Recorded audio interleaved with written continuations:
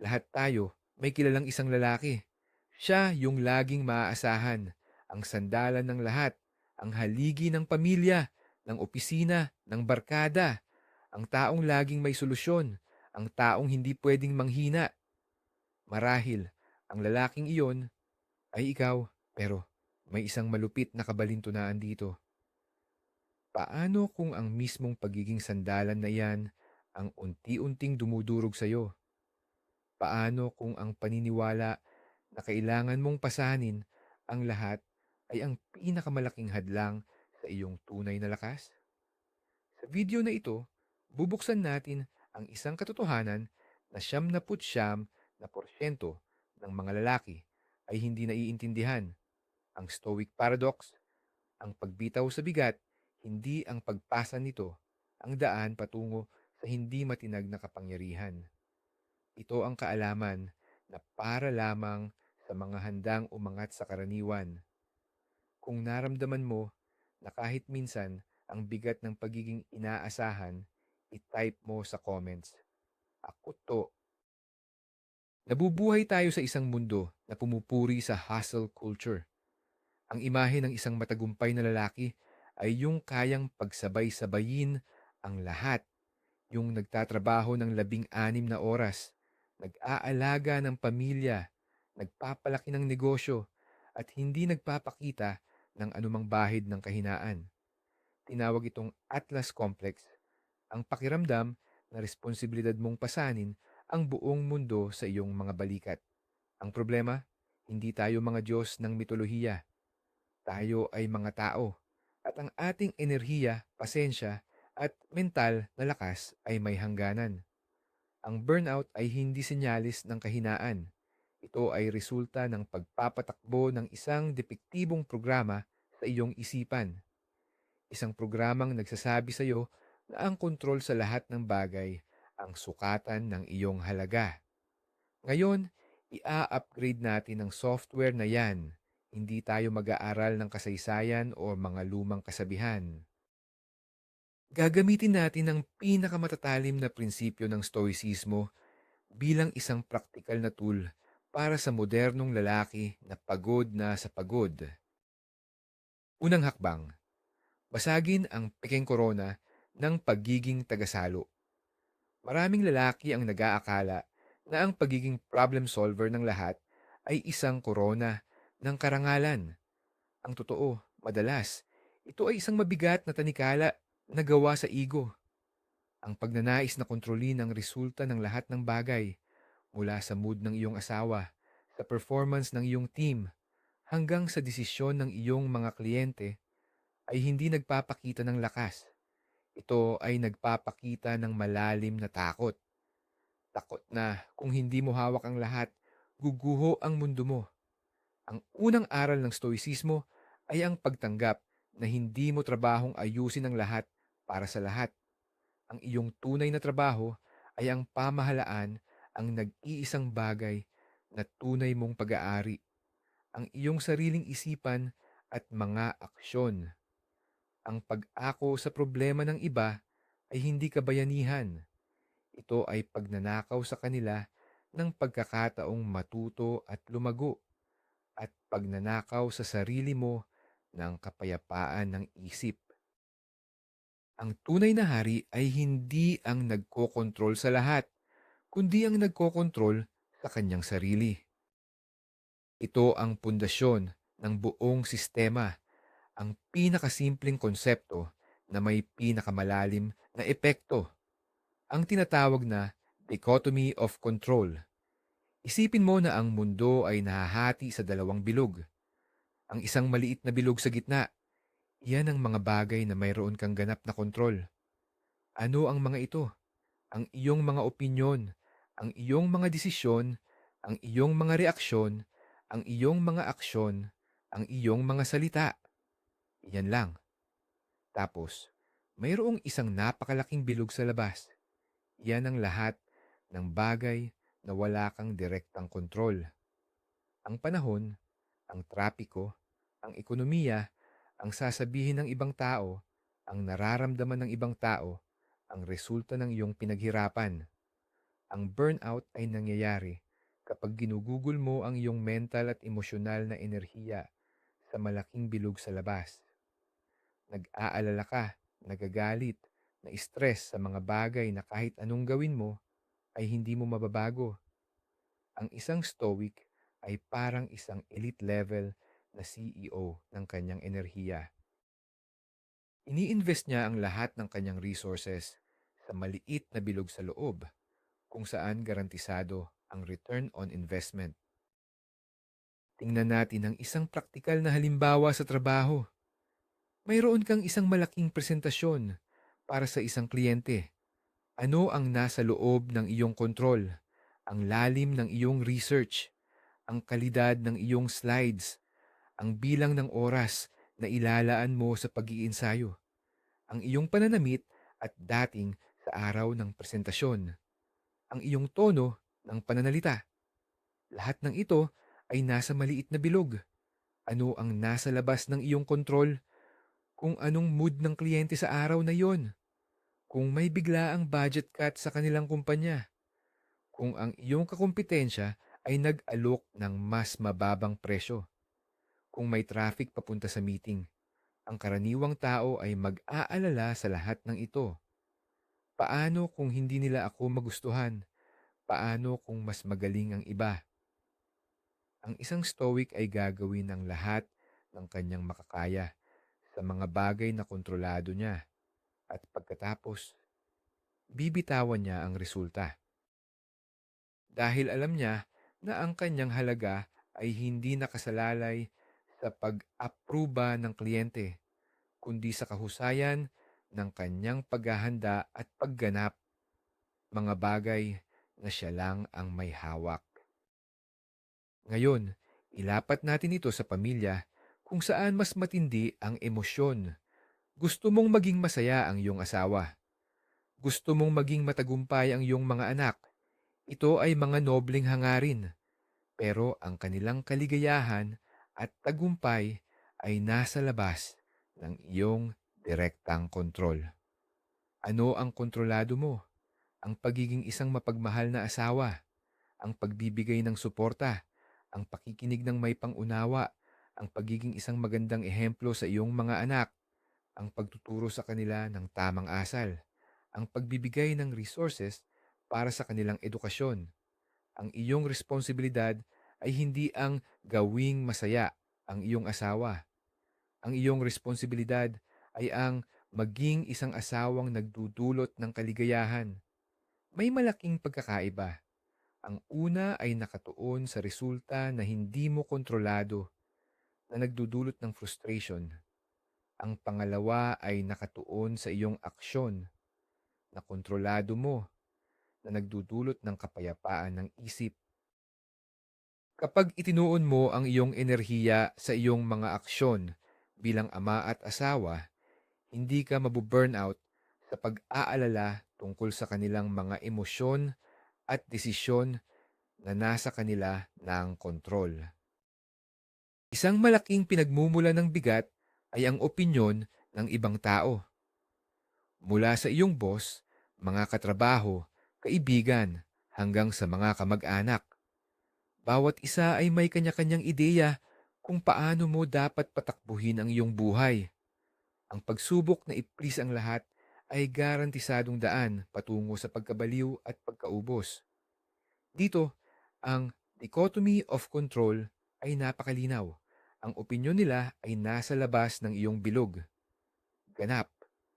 Pwede kang maging pinakamabait, pinakamagaling, at pinakamatalinong tao sa mundo, pero palaging mayroong hindi sasang-ayon sa'yo o may masasabing negatibo. Sabi ni Marcus Aurelius, isang emperador ng Roma at Stoic, ang kaligayahan ng iyong buhay ay nakadepende sa kalidad ng iyong mga iniisip. Hindi niya sinabing sa kalidad ng opinyon ng iba tungkol sa iyo. Ang isang lalaking may mataas na mentalidad ay kumukuha ng feedback, sinusuri ito ng objektibo, pero hindi niya hinahayaang diktahan ng ingay mula sa labas ang kanyang panloob na kapayapaan. Ang tanging opinyon na tunay na mahalaga ay ang opinyon mo sa iyong sarili na nakabase sa iyong mga aksyon at integridad. Pag-usapan natin ang konsepto ng premeditatio malorum o ang negatibong biswalisasyon. Ito ay parang isang bakuna para sa isipan laban sa stress at pagkagulat. Ang karaniwang tao ay umiiwas mag-isip ng mga negatibong posibleng mangyari. Ang Stoic, sa kabilang banda, ay regular na ginagawa ito. Hindi ito pagiging pesimista. Ito ay pagiging isang estratehista. Bago ang isang mahalagang event, itanong mo sa sarili mo, ano ang pinakamasamang pwedeng mangyari? Pwedeng hindi ka makuha sa trabaho. Pwedeng malugi ang negosyo. Pwedeng iwan ka ng partner mo. Isipin mo ang mga senaryong ito. Ano ang mararamdaman mo? At ang pinakamahalaga, ano ang gagawin mo? Kapag ginawa mo ito, dalawang bagay ang mangyayari. Una, marirealize mo na karamihan sa mga worst case scenario ay kaya mo pa ring lagpasan. Hindi ito katapusan ng mundo. Pangalawa, kapag may nangyaring hindi maganda, handa na ang isip mo. Hindi ka magpapanik dahil napaghandaan mo na ito. Ito ay ang pag-alis ng kapangyarihan sa takot sa pamamagitan ng pagharap dito bago pa man ito mangyari. Ang susunod na antas ng Stoic practice ay ang amor fati, ang pagmamahal sa iyong tadhana. Ito ay higit pa sa simpleng pagtanggap sa mga bagay na hindi mo kontrolado. Ito ay ang aktibong pagyakap at pagmamahal sa lahat ng nangyayari sa iyo, maganda man o hindi. Bakit? Dahil ang bawat pangyayari, lalo na ang mga pagsubok, ay isang pagkakataon. Isipin mo na ang buhay ay isang apoy. Ang mga kahinaan at problema ay parang kahoy na panggatong. Pwede mong hayaan ang apoy na sunugin ka o pwede mong gamitin ang panggatong para mas palakasin ang iyong apoy. Isang project na nag-fail, oportunidad para matuto ng leksyon na hindi mo makukuha sa tagumpay, isang relasyong natapos, oportunidad para mas kilalanin ang sarili at maging mas matatag. Ang isang lalaking may mentalidad na amor fati ay hindi tinatanong ang sarili ng bakit nangyayari ito sa akin. Sa halip ang tanong niya ay paano ko gagamitin ito para mas lumakas ako. Ang bawat hadlang ay nagiging hagdanan. Ito ang ultimong psychological judo, ang paggamit sa bigat ng problema laban dito. Kailangan nating pag-usapan ang pagkakaiba ng pag-aalaga, caring, at pag-aalala, worrying. Marami ang nag-aakala na pareho lang ito. Hindi. Ang pag-aalaga ay isang aksyon na nasa loob ng iyong kontrol. Ang pag-aalaga sa iyong kalusugan ay ang pagkain ng tama at pag-eehersisyo. Ang pag-aalaga sa iyong pamilya ay ang pagbibigay ng oras at suporta. Ang pag-aalaga sa iyong trabaho ay ang paggawa nito ng may kahusayan. Lahat ng ito ay aksyon. Sa kabilang banda, ang pag-aalaala ay isang mental state na nakatuon sa mga bagay na wala sa iyong kontrol. Nag-aalala ka kung magkakasakit ka. Nag-aalala ka kung ano ang mangyayari sa pamilya mo sa hinaharap. Nag-aalala ka kung matatanggal ka sa trabaho. Ang pag-aalala ay parang pag-upo sa isang tumba-tumba. May ginagawa ka, pero wala kang pinupuntahan at nauubos lang ang enerhiya mo. Ang isang stoic ay nag-aalaga, hindi nag-aalala.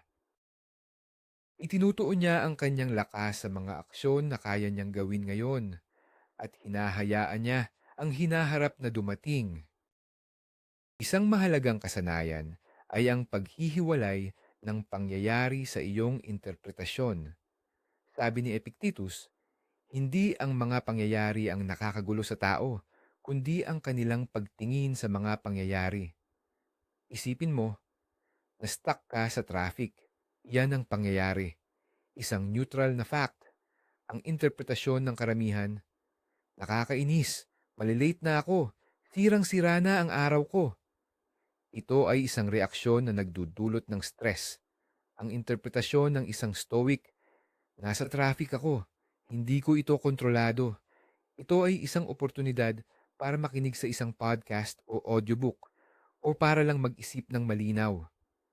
Ang pangyayari ay pareho.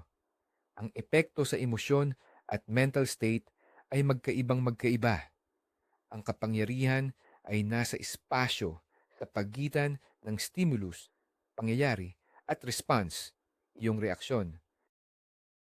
Ang pagsasanay na ito ay ang pagpapalaki sa espasyong iyon para makapili ka ng isang mas matalinong reaksyon sa halip na maging alipin ng iyong unang emosyonal na bugso.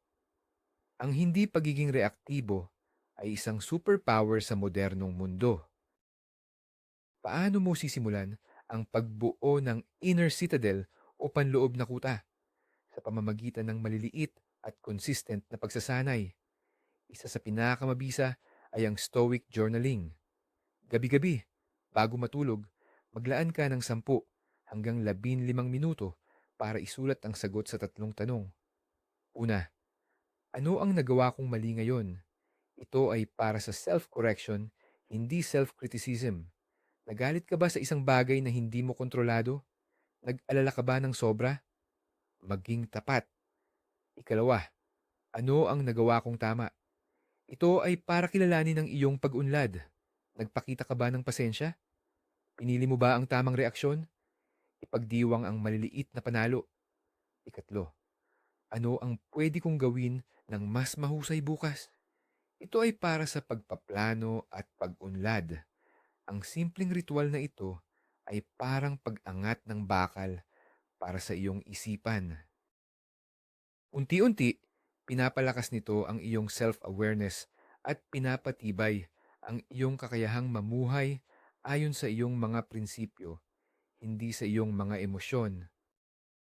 Ang isa sa mga pinakamalaking pagkakamali ay ang pag-iisip na ang stoicismo ay tungkol sa pagsupil o pagtatago ng emosyon. Ito ay isang malaking kasinungalingan. Ang isang stoic ay hindi isang robot na walang nararamdaman. Nakakaramdam siya ng galit, lungkot, at saya tulad ng kahit sino. Ang pagkakaiba ay hindi siya nagiging alipin ng mga emosyong ito. Kinikilala niya ang emosyon. Okay, nakakaramdam ako ng galit ngayon. Pagkatapos, sinusuri niya ito. Bakit ako nagagalit? Dahil ba may nangyaring hindi ayon sa gusto ko na wala naman sa aking kontrol? Sa halip na mag-react agad, ginagamit niya ang emosyon bilang isang signal, isang data point. Ang emosyon ay parang isang alon sa dagat. Ang karaniwang tao ay hinahayaang tangayin siya ng alon. Ang isang stoic ay natututong mag-surf sa ibabaw nito. Kinikilala niya ang lakas ng alon, pero ginagamit niya ang kanyang kasanayan para manatili sa ibabaw at idirekta ang kanyang sarili kung saan niya gusto. Hindi mo pinipigilan ang alon, natututo kang sumabay dito ng may kontrol. Ang konsepto ng memento mori, alalahanin na ikaw ay mamamatay. Sa unang dinig, ito ay tila malungkot, pero para sa mga Stoics, ito ang pinakamalakas na panggising. Ang pag-alala sa iyong kamatayan ay hindi para katakutan ito, kundi para bigyan ng halaga ang bawat sandali ng iyong buhay. Kapag alam mong limitado ang iyong oras, mas magiging maingat ka kung saan mo ito ginugugol. Mag-aaksaya ka pa ba ng isang oras sa pag-aalala sa opinyon ng isang taong hindi mo naman gusto? Mag-aaksaya ka pa ba ng isang araw sa pagiging galit dahil sa isang maliit na aberya? Ang memento mori ay isang filter. Tinutulungan ka nitong alisin ang mga bagay na hindi mahalaga. Tinutulak ka nitong mag-focus sa kung ano ang tunay na may kabuluhan.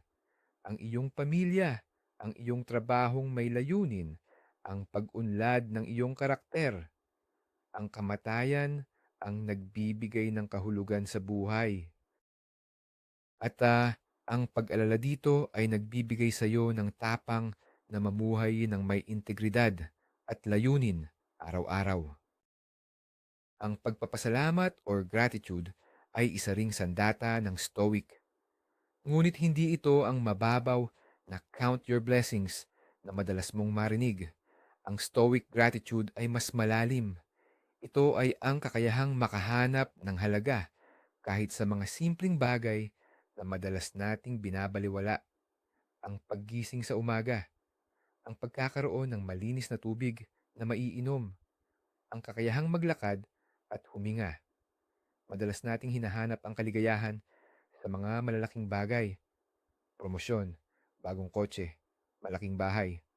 Ang isang stoic ay sinasanay ang kanyang sarili na makahanap ng kasiyahan sa kung anong mayroon siya ngayon.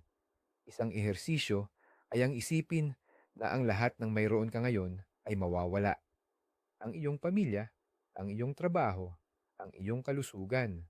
At pagkatapos, isipin mo na bigla itong ibinalik sa iyo. Ano ang mararamdaman mo? Labis na pasasalamat. Ang pagsasanay na ito ay nagre-recalibrate ng iyong isipan para pahalagahan ang kasalukuyan na siyang nag-aalis ng pagnanasa at pagkadismaya. Ang prinsipyo ng simpateya ay ang pag-unawa na lahat tayo ay konektado. Lahat tayo ay bahagi ng isang malaking kabuuan ng kalikasan ng sangkatauhan. Bakit ito mahalaga para sa isang lalaking nakakaramdam ng burnout? Dahil madalas, ang pakiramdam na pasan mo ang mundo ay nagmumula sa pag-iisip na ikaw ay hiwalay at nag-iisa sa iyong mga laban. Ang simpateya ay nagpapaalala sa iyo na ang taong nagdulot sa iyo ng stress sa trabaho ay lumalaban din sa kanyang sariling mga demonyo. Ang miyembro ng pamilya na mahirap pakisamahan ay mayroon ding mga takot at insecurities.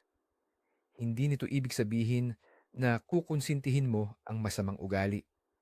Ang ibig sabihin nito ay lalapitan mo ang sitwasyon ng may kaunting pangunawa at habag sa halip na purong galit at pagkadismaya. Ito ay nagpapababa ng iyong emosyonal na reaksyon at nagbibigay daan sa mas matalinong solusyon. Kapag nakikita mo ang iyong sarili sa iba, mas nagiging madali ang magpatawad at magpatuloy. Ang virtud or virtue ang sentro ng pilosopiyang Stoic. Para sa kanila, ang pinakamataas na layunin ng buhay ay hindi ang kaligayahan, kayamanan o katanyagan. Ito ay ang mamuhay ng may birtud. Ano ang apat na pangunahing birtud ng Stoic? Karunungan, wisdom. Ang kakayahang makita ang mundo ng malinaw at gumawa ng tamang desisyon. Katarungan, justice. Ang pakikitungo sa iba ng may patas at kabutihan. Katapangan, courage. Ang paggawa ng tama kahit na ito ay mahirap o nakakatakot. At pagpipigil, temperance. Ang kontrol sa sariling pagnanasa at pagiging moderato. Ang isang stoic ay ginagamit ang mga ito bilang kanyang North Star. Sa bawat desisyon, tinatanong niya ang sarili. Ang gagawin ko ba ay matalino? Ito ba ay makatarungan? Ito ba ay matapang?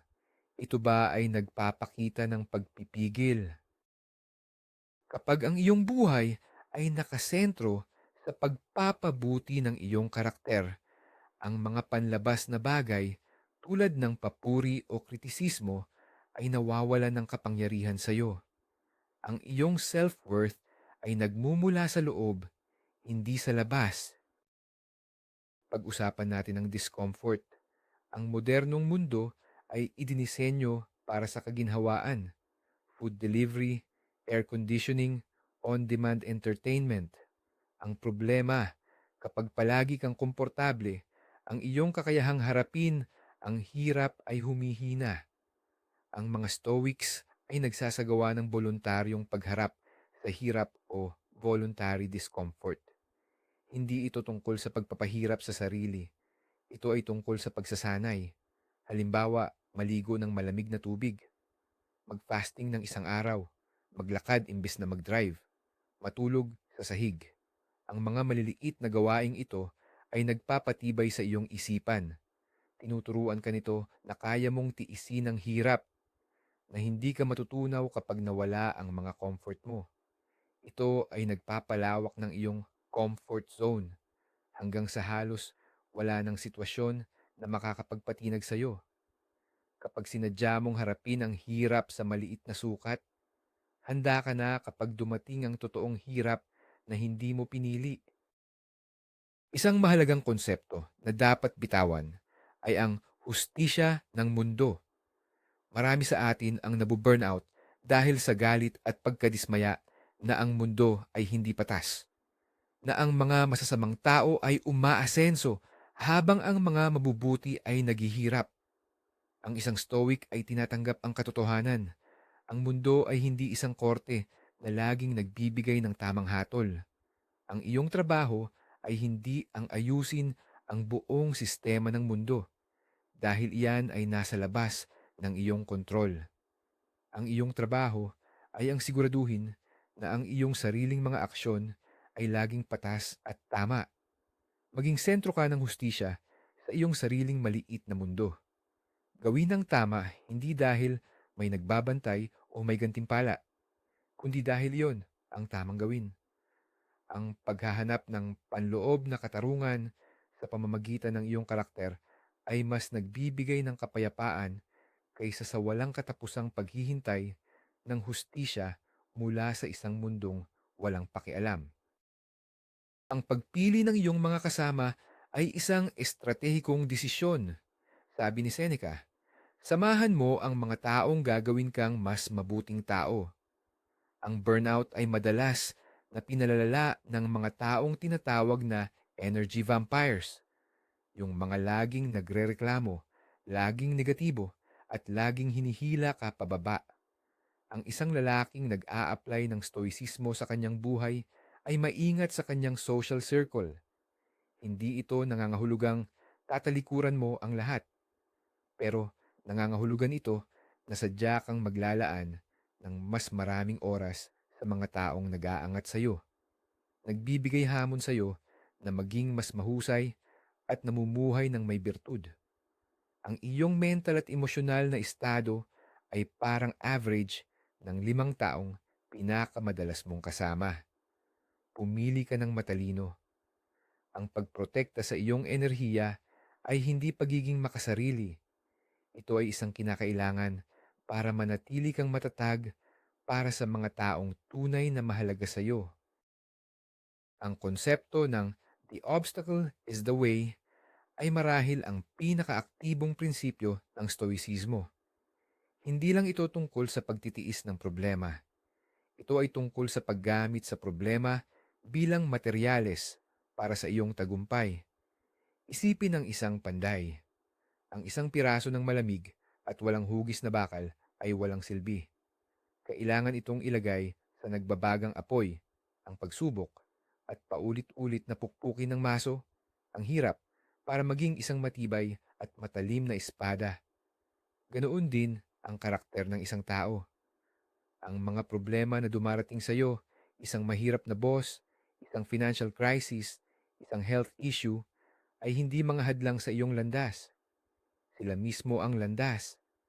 Ang bawat isa ay isang pagkakataon para sanayin ang isang birtud. Pasensya, katapangan, pagkamalikhain, o karunungan. Ang tanong ay hindi, paano ko iiwasan ito? Kundi, paano ko haharapin ito sa paraan na magpapalakas sa akin? Ang pagbabagong ito ng pananaw ang naghihiwalay sa mga biktima at sa mga mananakop ng kanilang tadhana. Sa huli, ang lahat ng ito ay bumabalik sa isang bagay, ang pagbuo ng isang hindi matinag na panloob na mundo, ang inner citadel. Ito ang iyong mental na kuta, kung saan hindi ka kayang abutin ng kaguluhan ng mundo sa labas. Ang mga opinyon ng iba, ang mga kabiguan sa trabaho, ang mga pagbabago sa ekonomiya, lahat ng ito ay parang mga palaso na tumatama lang sa makakapal na pader ng iyong kuta. Paano ito itinatayo? Araw-araw, sa bawat desisyon na piliin ang rason kaysa reaksyon, sa bawat pagkakataon na harapin ang takot kaysa takbuhan ito. Sa bawat sandali na piliin ang birtud kaysa sa pansamantalang ginhawa. Ang stoicismo ay hindi isang set ng rules. Ito ay isang panghabambuhay na pagsasanay. Ang layunin ay hindi ang maging perpekto, kundi ang maging mas mahusay kaysa sa kung sino ka kahapon. Ang iyong panloob na kapayapaan ay ang pinakamahalaga mong yaman. Huwag mong hayaang nakawin ito ng kahit sino o anumang bagay na hindi mo kontrolado. Kaya ano ang natutunan natin? Na ang tunay na lakas ng isang lalaki ay hindi nasusukat sa dami ng bigat na kaya niyang pasanin, kundi sa karunungan na malaman kung ano lang ang dapat niyang pasanin. Ang burnout ay hindi dahil sa dami ng trabaho. Ito ay dahil sa maling paggamit ng iyong pinakamahalagang yaman, ang iyong atensyon at enerhiya sa pamamagitan ng paggamit sa dichotomy of control, ng pagyakap sa amor fati, at sa unti-unting pagtatayo ng iyong inner citadel, hindi ka lang nakakaiwas sa burnout. Nagiging isang uri ka ng lalaki na may superior na kontrol sa sarili, isang lalaking hindi matinag ng kaguluhan, isang lalaking nagtataglay ng kapayapaan na hinahanap ng lahat pero iilan lang ang nakakahanap. Hawak mo na ngayon ang isang mental na sandata na 99% ng mga tao ay hindi kailanman mauunawaan. Gamitin mo ito. Salamat sa iyong oras at atensyon. Kung ang mensaheng ito ay tumatak sa iyo, i-like ang video na ito at mag-subscribe para sa mas malalim na mga talakayan na magpapataas ng iyong antas. At para sa huling tanong na gusto kong makita sa comments, ano ang isang bagay, isang bigat na hindi mo kontrolado, na sisimulan mong bitawan simula ngayon?